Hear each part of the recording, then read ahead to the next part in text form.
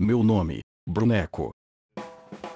Como sempre faço, procuro nos comentários coisas que meu incompetente criador teria dificuldades em explicar.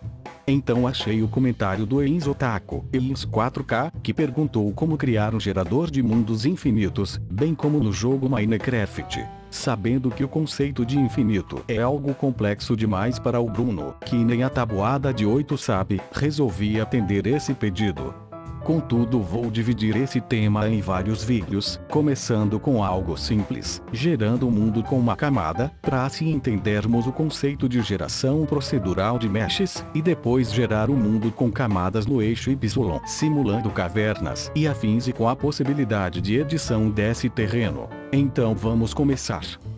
A primeira coisa que vocês têm de saber é que mesmo eu, um ser completo e autossuficiente, só posso ser visualizado dentro do Unity por ter um mesh, uma malha, constituída de vértices, que se ligam por arestas, que ao fechar o polígono mais básico, um triângulo, geram uma face, e cada vértice dessa face, informa para o processador gráfico qual é a direção do espaço 3D ele está apontando. E a junção dessas três direções irá dizer a direção que a face será desenhada.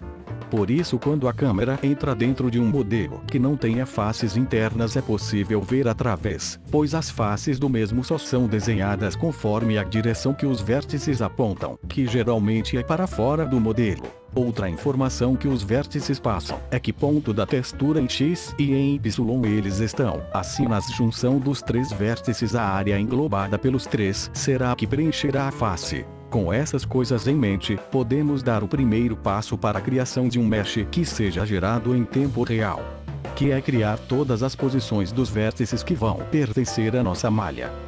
As variáveis que vou precisar para isso são uma matriz de vector 3 de 2 dimensões que irá conter todos os vértices, duas variáveis do tipo int que irão dizer o tamanho dessa matriz e consequentemente a área que nossa malha irá cobrir.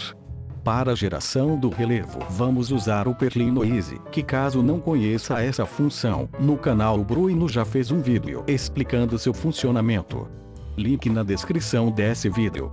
E para essa função usaremos um valor de seed que é o que vai dar a diferença entre mundos diferentes caso assim desejarmos. Um valor inicial para o mesh em X e em Z, que depois usaremos com as dimensões do mesh para posicionarmos cada vértice, e um valor de altura máxima em Y do vértice, será ele que o Perlin Noise retornará e assim será gerado o relevo. Outra variável diz respeito à resolução do terreno, quanto maior esse número, mais detalhado será o mesh dentro da área definida.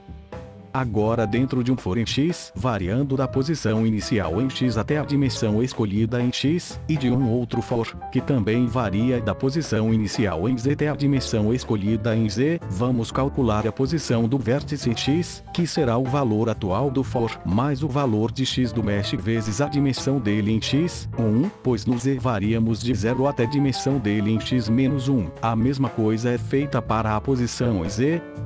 Agora no Perlin Noise passamos como primeiro parâmetro a posição em X, dividido pela resolução do terreno, e no segundo parâmetro a posição em Z, dividido também pela resolução. Isso irá nos retornar um valor que varia de 0 até 1 de forma orgânica. Conforme os valores das posições vão aumentando, vamos usar esse valor para multiplicar a altura máxima em Y e gerar então o nosso relevo. Tanto no Perlin Noise quanto após ele, podem ser usados valores diferentes em ifs, ou outros métodos para gerar um relevo ainda mais diversificado. Nesse caso criei um if para gerar um plano, quando o valor retornado pelo Perlin for entre 0, 3 e 0. 6, fazendo assim valer 0, 4, e montanhas mais altas, quando o valor do Perlin for inferior a 0, 2, mas usem a imaginação e criatividade nesse ponto. Depois disso a matriz dos vetores na posição X e Z dos fors vai receber um novo vector 3, onde seu X é a posição em X calculada, Y é a altura máxima vezes o resultado do Perlin, e Z a posição em Z calculada.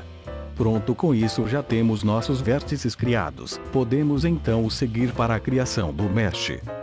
As variáveis que vamos precisar para isso são um mesh, que receberá os vértices e suas sequências para formar as faces. Um mesh filter que irá conter o mesh que criamos. Um Mesh Renderer que vai exibir um mesh no Unity com um material selecionado. Um material para justamente passar ao Mesh Renderer.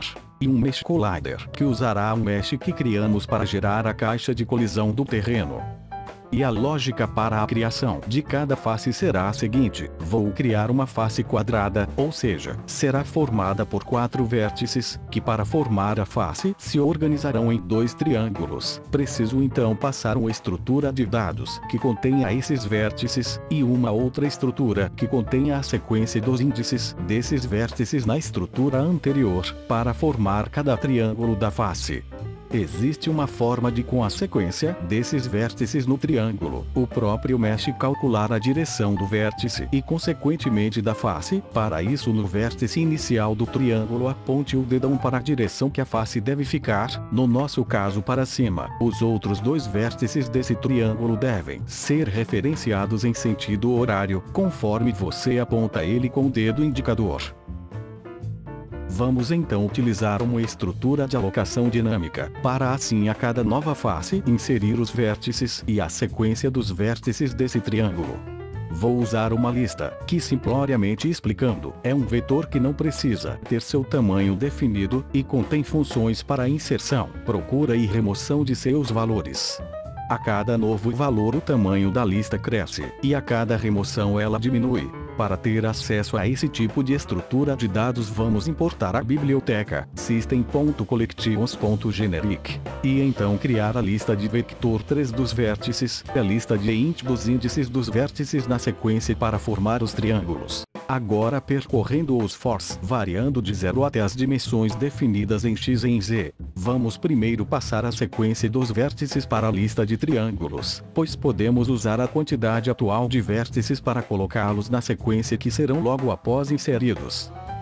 Agora só precisamos passar para o mesh os vértices e os triângulos, passando as listas para um vetor, com a função toArray. Depois do noMesh, usamos as funções recalculateNormals, para calcular a direção dos vértices e das faces, e recalculateBounds para organizar os triângulos de forma a gerar uma aparência volumétrica melhor ao mesh. Agora o Mesh Filter, caso não exista, será criado, e receberá o Mesh Renderer caso não exista, também será criado, além de receber o material que devemos passar como referência, e o Mesh Collider caso também não exista, será criado e irá receber o mesh. Agora é só limpar as listas para liberar o espaço em memória delas e voilá!